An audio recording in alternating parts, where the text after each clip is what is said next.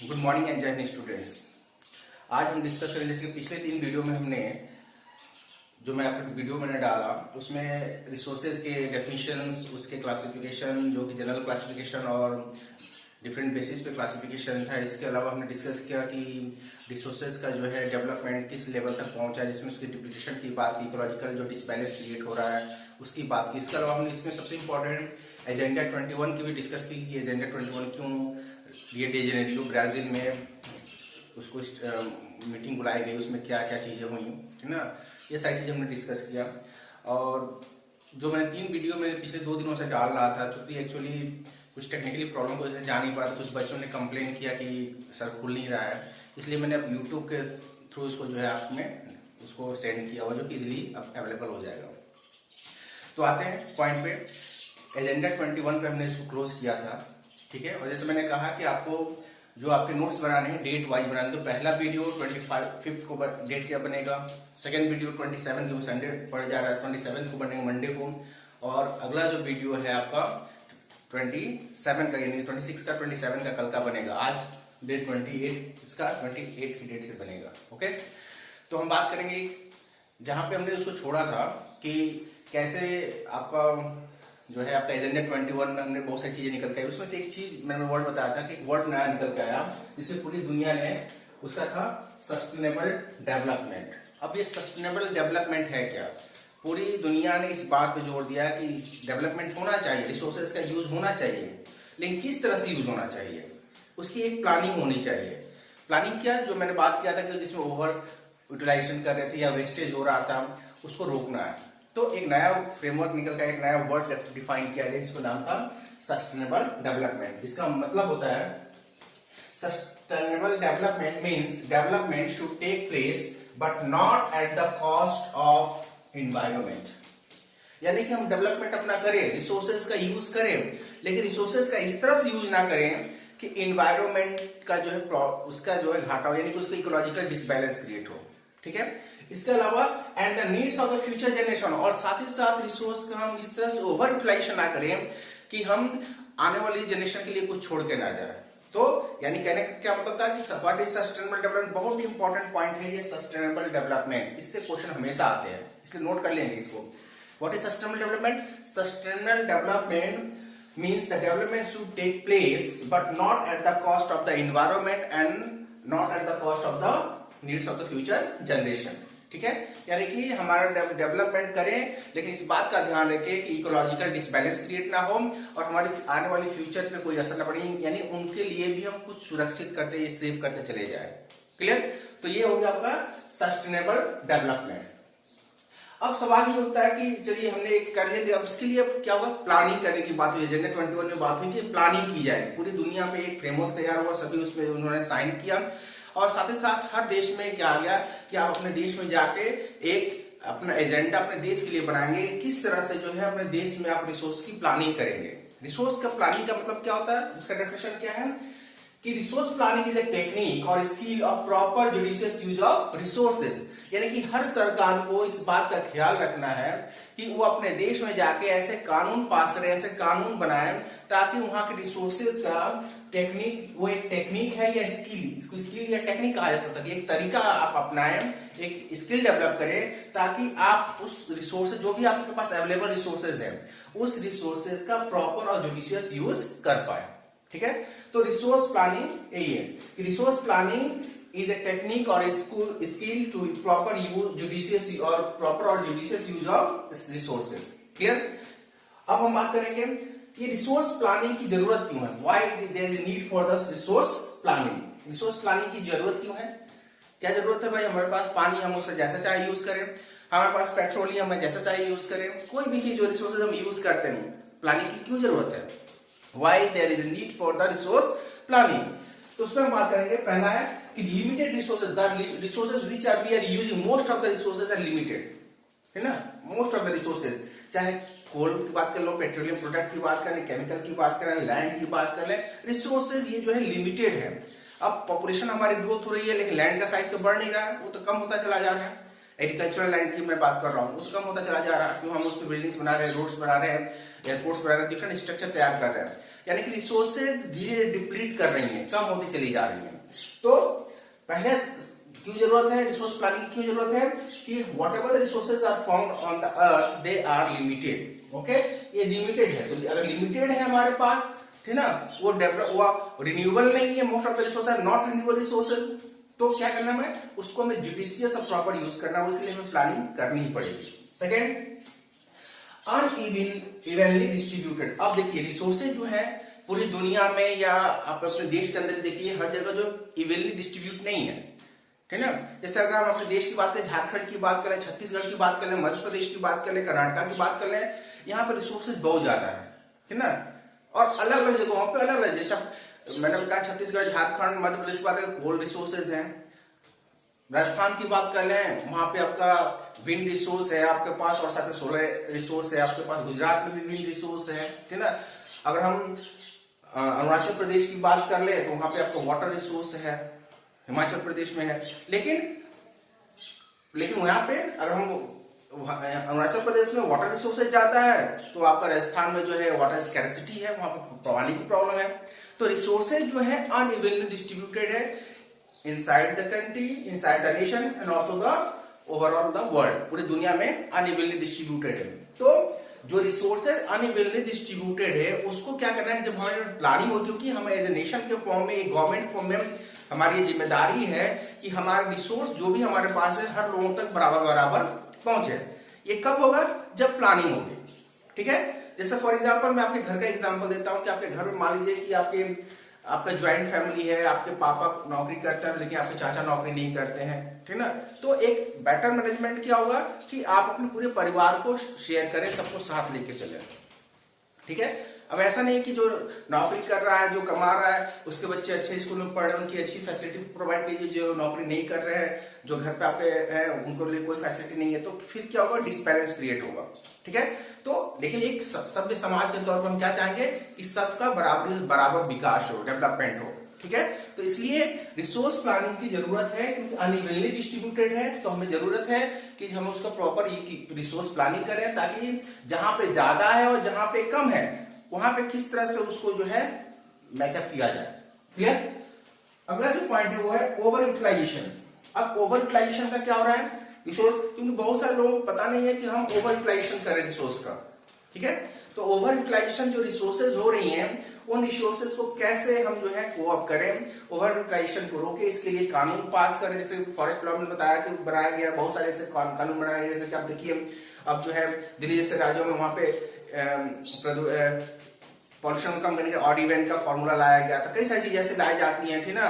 Drainage system को develop किया गया है, ठीक ना। जो सीवेज सिस्टम बनाए जा रहे हैं, जो फैक्ट्रियों से गंदा पानी निकल रहा है, ये सारी चीजें की जा रही हैं ताकि इन्वायरमेंट को बचाया जा सके। और साथ ही साथ ओवर यूटिलाइजेशन जो हम कर रहे हैं, इसके लिए जो है कम से कम हम उनको लोगों को, ये कैसे होगा, जब लोगों को उसको जब हम लोगों को जागृत करेंगे, है ना, कि कैसे उसको आप जो भी रिसोर्सेज हैं उसको कैसे मिनिमाइज यूज करते हैं, मैक्सिमम जो उसका बेनिफिट हम ले सकते हैं। तो ओवर यूटिलाइजेशन को हमें रोकना है, इसके लिए प्लानिंग करनी होगी। अगला जो है under utilization of the resource. लेकिन साथ ही साथ अगर हम अंडर यूटिलाइजेशन जो भी रिसोर्स है, अगर हम उसका यूज ना करें तो हमारा डेवलपमेंट नहीं होगा। आज पूरी दुनिया में दो तरह के देश पाए जाते हैं, या आप कह सकते हो तीन तरह के देश पाए जाते हैं। एक है डेवलप्ड नेशन, दूसरा है आपका डेवलपिंग नेशन, और तीसरा पुअर नेशन। तो जो डेवलप्ड नेशन है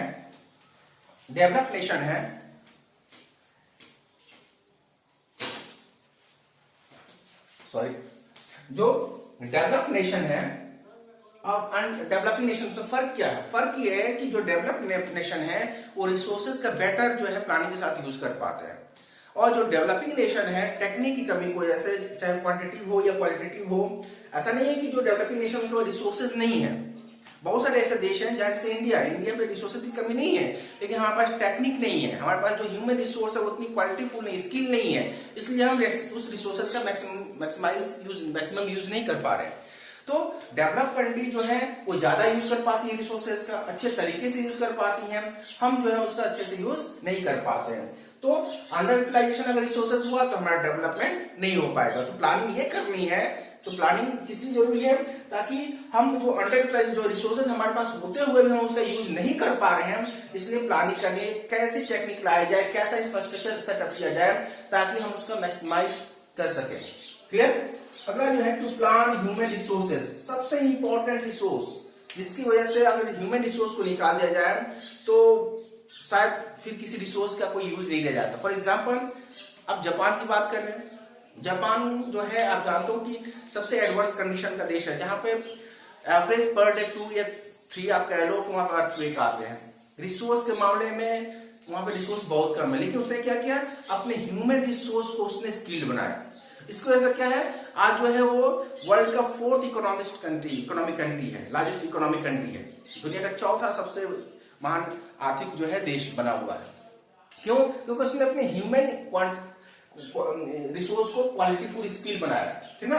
तो जरूरत हमें यह है कि हमारे पास जो रिसोर्स है, जो ह्यूमन रिसोर्स सबसे बढ़िया रिसोर्स है, उसको हम स्किल बनाएं। स्किल कैसे होगा, जब उसको हम टेक्निकल एडवांसमेंट देंगे, उसको टेक्निकली स्किल बनाएंगे, उसको हम अपग्रेड करेंगे, ठीक ना। जब उसमें हम जो है एजुकेटेड उनको करेंगे, ठीक ना, तो जाके वो स्किल बनेगा। जैसे India second largest populated country in the world, but still हमारे पास रिसोर्स है, ह्यूमन रिसोर्स सबसे ज्यादा है, लेकिन हमारे पास ह्यूमन रिसोर्स उतनी स्किलफुल नहीं है। जैसे को मैंने पहले भी एग्जांपल आपको दिया था कि एक घर में एक डॉक्टर है और एक पड़ोस में 5 लोग हैं जो लेबर का काम करते हैं, तो 5 लोग स्किल नहीं है, अपने अपने लेबर की स्किल है, कुछ ना कुछ काम करते हैं, लेकिन एक डॉक्टर की स्किल में और एक लेबर की स्किल में फर्क पाया जाता है, और दोनों के इनकम में भी फर्क होगा, दोनों के इनकम में फर्क होगा तो उनकी लिविंग स्टैंडर्ड में भी फर्क होगा। क्लियर। तो कहने मतलब है कि जो रिसोर्स है ह्यूमन रिसोर्स, उसको डेवलप करने की बात कर रहा है कि हमें एक प्लानिंग के साथ करना होगा। उसके लिए देखिए हमारे यहाँ जो है एजुकेशन को कंपलसरी किया गया है, ठीक ना। चाइल्ड एजुकेशन, चाहे लड़कियों को पढ़ाने की बात की जा रही है, ठीक ना, स्कूल्स खोले जा रहे हैं, ठीक ना। इसके अलावा स्किल डेवलपमेंट प्रोग्राम चलाए जा रहे हैं गवर्नमेंट के द्वारा, ताकि यहाँ के लोगों को भी स्किल बढ़ाया जा सके। तो इसलिए भी प्लानिंग करने की हमें जरूरत है। नेक्स्ट पॉइंट आपका, फॉर बिकमिंग सेल्फ डिपेंडेंट, अगर हम जो रिसोर्सेज हैं उसको हमने यूटिलाइजेशन करना शुरू कर दिया या सीख लिया हमने, तो बट नेचुरल है कि हम ज्यादा से ज्यादा जो है सेल्फ डिपेंडेंट होंगे। क्लियर। नीचे है ओके, सेल्फ डिपेंडेंट हो जाएंगे, क्योंकि अभी मान लीजिए कि हमारे पास जो भी रिसोर्सेज हैं, ठीक ना, हम चूंकि रिसोर्सेज का यूटिलाइजेशन प्रॉपर तरीके से नहीं कर पा रहे हैं, तो बहुत सारे हमारी करेंसी जो है, हमारे पैसे जो है वो इसमें इंपोर्ट करने में चले जाते हैं। अगर हम अपने रिसोर्सेज का यूटिलाइजेशन प्रॉपर तरीके से करना सीख लें, तो ना केवल हम अपना सेल्फ डिपेंडेंट बनेंगे, बल्कि हम रिसोर्सेज को एक्सपोर्ट भी कर सकते हैं और उससे हम इनकम जनरेट कर सकते हैं। तो ये कुछ पॉइंट्स हैं जिसके तहत हम कह सकते हैं why there is need for the resource planning. Clear. Next point है आपका रिसोर्स प्लानिंग इन इंडिया। अब इंडिया में रिसोर्स प्लानिंग कब शुरू हुई? तो सबसे पहले जब हमारा देश आजाद हुआ तो एक गवर्नमेंट के फॉर्म में हमें ये पता करना था कि हमारे पास रिसोर्सेज कितनी है। भाई आपको आपके घर का मालिक बना दिया जाए तो सबसे पहले आप क्या देखोगे कि मेरे घर की इनकम कितनी है और मेरे घर के खर्च कितने हैं, मैं कहां पे कितना पैसा खर्च करूं, कौन सी पहली जरूरत है, प्राथमिकता आपकी। तो इस तरह से गवर्नमेंट के फॉर्म में भी जब हमारा देश आजाद हुआ तो एक प्लानिंग 5 ईयर प्लान बनाया गया, 5 साल के लिए प्लानिंग बनाई जाएगी, है ना। 5 साल के लिए गवर्नमेंट प्लान करेगी कि अगले 5 सालों में हमें एक गोल सेटअप करना है कि हमें यहाँ तक पहुंचना है, और ये तब पहुंचेंगे जब हमें अपने रिसोर्सेज, उनकी क्वांटिटी, उनकी क्वालिटी, ठीक ना, और उनका जो है डिस्ट्रीब्यूशन सब कुछ पता रहेगा, तब हम प्लानिंग कर सकते हैं, जैसा कि हमने ऊपर डिस्कस किया। तो 5 ईयर प्लान सेटअप किया गया। पहला 5 ईयर प्लान कब सेटअप हुआ? उसके लिए कमीशन बनाया गया जिसका हम बोलते हैं प्लानिंग कमीशन। पहला प्लानिंग कमीशन जो बना था वो बना था आपका 1950 में। 1950 में पहली प्लानिंग कमीशन सेटअप हुई, और प्लानिंग कमीशन का जो हेड होता है, जिसको चेयरपर्सन कहते हैं, वो हमेशा प्राइम मिनिस्टर ऑफ इंडिया होता है, चाहे गवर्नमेंट कोई भी हो। जो भी गवर्नमेंट ऑफ इंडिया का प्राइम मिनिस्टर होगा वो हमेशा प्लानिंग कमीशन का चेयरपर्सन होगा, ठीक है। तो पहली प्लानिंग कमीशन 1950 में सेटअप की गई, ताकि एक ऐसी कमीशन जो ये पता कर सके कि हमारी रिसोर्सेज कितनी है और अपना गोल सेटअप करके अपने देश को आगे ले जाने के लिए, ठीक है। लेकिन इसी प्लानिंग कमीशन को बाद में चेंज करके नाम दे दिया गया नीति आयोग। इसी प्लानिंग कमीशन को अब नीति आयोग के नाम से जाना जाता है, और यह 2000 2015 में, 1 जनवरी 2015 में सेटअप किया गया। यानी कि प्लानिंग कमीशन को ही कुछ अधिक अधिकार देते हुए नीति आयोग उसी का नाम दिया गया। अगर आज आप बात करोगे, आज प्लानिंग कमीशन की जगह पे नीति आयोग आता है। प्लानिंग कमीशन को उसको खत्म कर दिया गया, उसकी जगह पे उसका रीनेम कर दिया गया, क्या कहा जाता है, नीति आयोग। और ये कब सेटअप हुआ, 2015 में। इसका हेड कौन है, बट नेचुरल है, जिसमें मैंने कहा कि हमेशा चेयरपर्सन जो होता है वो कौन होता है, सॉरी,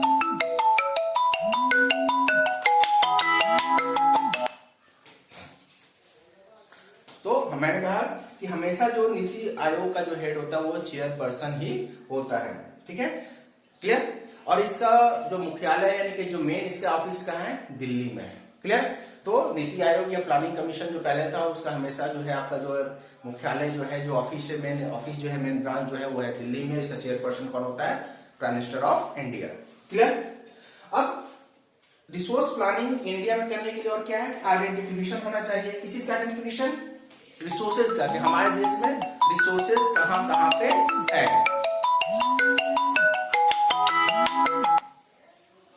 ठीक है, आइडेंटिफिकेशन होना चाहिए कि रिसोर्सेज हमारे कहां कहां पे हैं।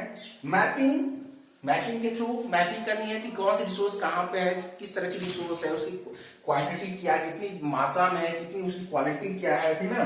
और उसके अलावा हमें किन टेक्निक की जरूरत होगी, कौन सा स्ट्रक्चर सेटअप करना पड़ेगा ताकि हम रिसोर्सेज का मैक्सिमम यूज कर सके। तो ये सारे जो पॉइंट्स हैं ये आपके हैं need for resource planning. Clear. अब अगला पॉइंट आता है कि role of technology in resource development. अब टेक्नोलॉजी का क्या इंपॉर्टेंस है, अगर हम बात करें रिसोर्स के डेवलपमेंट की बात करें, रिसोर्स के यूज की बात करें, तो उसमें टेक्नोलॉजी कितना बड़ा रोल प्ले करती है। तो इसका आंसर जैसा मैंने अभी बार बार कह रहा हूं कि आज जो देश अमेरिका की हम बात करते हैं, जापान की बात करते हैं, फ्रांस, जर्मनी, चाइना की बात करते हैं, ये डेवलप नेशन क्यों बन पाए, क्योंकि इनके पास रिसोर्सेज, इनके पास टेक्निक अच्छी थी। अब अगर हम कॉलोनियल पीरियड की बात करें, अंग्रेज यहाँ पे आए, किस लिए आया था हमारे देश में, या जितने भी, चाहे वो फ्रांस था, चाहे वो स्पेन हो, चाहे पुर्तगाल हो, चाहे वो ब्रिटेन हो, जितने देशों ने अपनी कॉलोनी स्टैब्लिश की पूरी दुनिया में, वो किस लिए उन्होंने किया, अपने देश की जरूरतों को पूरा करने के लिए। उस कॉलोनी देश के रिसोर्सेज को अपने देश के रिसोर्स में यूज करने के लिए। लेकिन वो क्यों ऐसा कर पाए, क्योंकि वो टेक्निकली एडवांस थे। तो जो देश टेक्निकली एडवांस रहेगा, जो टेक्नोलॉजी का ज्यादा आविष्कार करेगा, जो ज्यादा यूज कर पाएगा, वो रिसोर्सेज का ज्यादा से यूज कर पाएगा। इसलिए एक किसी भी देश के डेवलपमेंट का क्राइटेरिया है कि जो भी देश जितनी टेक्नोलॉजी में आगे जाएगा वो उतने रिसोर्सेज का अच्छे से यूज कर पाएगा, तो बट वो डेवलप होगा। तो एक बहुत बड़ा रोल प्ले कर सकते हैं। वो हम कह सकते हैं कि आज के जमाने में डेवलपमेंट का टेक्नोलॉजी से सीधा सा कोरिलेशन है। अब हम बात करते हैं कि कंजर्वेशन ऑफ द रिसोर्सेज, कि रिसोर्सेज को कंजर्व किया जाए। कंजर्व का मतलब क्या, बचाया जाए। भाई बचाने की बात यहाँ इसका मतलब नहीं कि हम उसका यूज नहीं करेंगे। क्या बात किया था हमने, जुडिशियस यूज। हम क्या करेंगे, उसका जुडिशियस यूज करेंगे। जुडिशियस यूज, प्रॉपर या जुडिशियस यूज करेंगे। जब प्रॉपर और जुडिशियस यूज करेंगे तो पता चलेगा उसकी सेविंग भी होगी। तो what is the definition of the conservation of the resources? What is the definition of the conservation of the resources? Means conservation of the resources means judicious and planned use of resources so that we can get the greatest possible benefit from these resources over longest period of time। यानी कि conservation का मतलब हो गया कि आप जितने अच्छे तरीके से रिसोर्सेज का यूज कर पाएंगे, जब मैक्सिमम यूज कर पाएंगे, मैक्सिमाइज कर पाएंगे, ठीक ना। फॉर एग्जांपल अब हम बात करें कि कोई ऐसा प्रोडक्ट आपके पास है, ठीक ना। जैसे फॉर मैं आपको सोलर प्लेनेट की बात करता हूं। आज हम सोलर प्लेनेट का जब लगाते हैं, प्लेट्स अपने छत पे लगाते हैं, तो उसके लिए बहुत बड़े प्लेट की जरूरत पड़ती है, ठीक ना, ठीक है। लेकिन टेक्नोलॉजी जैसे जैसे एडवांस होगी, उसकी साइज, क्वालिटी, साइज छोटी होती चली जाएगी, क्वांटिटी छोटी होती चली जाएगी और क्वालिटी बढ़ती चली जाएगी। हम ज्यादा से ज्यादा सोलर एनर्जी को ट्रैप कर पाएंगे और उसको एनर्जी फॉर्म में यूज कर पाएंगे। तो कहने का मतलब है क्या कि हमने उसको कम यूज किया, कम रिसोर्स को यूज किया और ज्यादा से ज्यादा उसका मैक्सिमम यूज किया। फॉर एग्जांपल अब देखिए, पहले गाड़ियां होती थी, पहले आप एग्जांपल दें, बाइक आप लोग चलाते हो, पहले बुलेट आती थी, वो कितने की एवरेज देती थी, 10, 12, 15 की एवरेज देती थी। आज जो बुलेट आ रही है या कोई गाड़ी आ रही है, मैक्सिमम ज्यादा से ज्यादा स्पीड दे रही है, ज्यादा से ज्यादा माइलेज दे रही है, सॉरी स्पीड नहीं माइलेज दे रही है। क्यों दे रही है? क्योंकि उसमें एडवांस टेक्निक लगाई गई है। फ्यूल उतना ही जल रहा है, फ्यूल कम जलने में ज्यादा माइलेज दे रही है। तो क्या किया आपने, आप ज्यादा दूरी तक आपने ट्रेवल किया और कम आपने पेट्रोल को यूज किया, यानी कि पेट्रोल आपने बचाया। ये क्यों हुआ, due to the technology advancement. ठीक है, तो ये सारी चीजें होंगी। क्लियर। तो आज का जो पॉइंट है जो हमने डिस्कस किया, उसमें डिस्कस किया सस्टेनेबल डेवलपमेंट के बारे में बात की हमने, रिसोर्स प्लानिंग की बात की हमने, need for the resource planning क्यों जरूरत है उसमें हमने टॉपिक वाइज यूज किया। रिसोर्स प्लानिंग, इंडिया में रिसोर्स प्लानिंग कब शुरू हुई है, ठीक है, क्यों जरूरत है, कब जैसे प्लानिंग कमीशन कब सेटअप हुआ, उसका नया नाम क्या, नीति आयोग, ये कब सेटअप हुआ। इसके अलावा रिसोर्स प्लानिंग कैसे करेंगे, जब उसको आइडेंटिफाई करेंगे, मैपिंग करेंगे, ठीक है। इसके अलावा क्वांटिटी कितनी है, क्वालिटी की, ये सारी पता होना चाहिए। इसके अलावा हमारे पास उसको यूज करने के लिए हमारे पास रिसोर्स है या नहीं है, रिसोर्स है तो किस तरह का रिसोर्स है, उसको कैसे सेटअप करेंगे, किस तरह का इंफ्रास्ट्रक्चर इंस्टीट्यूशन डेवलप करेंगे, ये सारी चीजें, ठीक ना। टेक्नोलॉजी का रोल बढ़ना चाहिए कि इम्पोर्टेंट है, ठीक ना। डेवलपमेंट में जो हमने डिस्कस किया, दुनिया से हम कंपेयर करें जो वो सारे देश आगे हैं जिनके पास टेक्नोलॉजी अच्छी है, क्योंकि रिसोर्सेज का ज्यादा यूटिलाइजेशन कर पा रहे हैं। ठीक है, कंजर्वेशन ऑफ द रिसोर्सेज जो हमने बात किया क्यों जरूरी है। तो आज के टॉपिक में हम इतना ही डिस्कस करेंगे। क्लियर। जो मैंने जैसे आपको बताया कि कुछ बच्चों ने ये भी कहा कि सर क्या एक दो बच्चों ने फोन किया था कि सर आपने कहा 4 कॉपी अलग अलग बनानी है, तो सर क्या मैं एक ही कॉपी में 2 बना सकता हूँ। मैंने हमें कभी ऐसा नहीं कहा कि आप एक कॉपी में 4 बना दो, मुझे कोई फर्क नहीं पड़ता। मैंने आपके बेटरमेंट के लिए कहा था कि कई बार ऐसा होता है, कई बार सुनने में आता है कि कॉपीज आपकी गुम हो जाती है, ठीक ना, या कुछ फट जाता है, कुछ हो जाता है, तो आपका एक साथ सब नुकसान होगा। बाकी आपकी मर्जी, आप, मुझे कोई प्रॉब्लम नहीं, अगर एक ही कॉपी को आप 4 बना सकते हो तो अच्छी बात है। ठीक है, लेकिन ऐसा मैंने कहा कि प्रॉपर वे में होना चाहिए, ठीक ना, डेट वाइज होनी चाहिए जब हम इसको कंप्लीट करेंगे। अब इसके बाद जब ये टॉपिक आपका क्लियर होता है तो फिर आपका, मैंने क्या बताया था, हर टॉपिक के बाद आप पहले तो डेट लिखेंगे, आज के टॉपिक का 28 आज का डेट इसका, इसके बाद क्वेश्चन आप पुट करेंगे। क्वेश्चन इसमें क्या क्या आप निकाल सकते हो कि सस्टेनेबल डेवलपमेंट का मतलब डिफाइन करना भी आ सकता है, रिसोर्स प्लानिंग क्या, व्हाट इज रिसोर्स प्लानिंग, ठीक ना, need for the planning commission क्यों, रिसोर्स प्लानिंग क्यों जरूरत है, ठीक ना।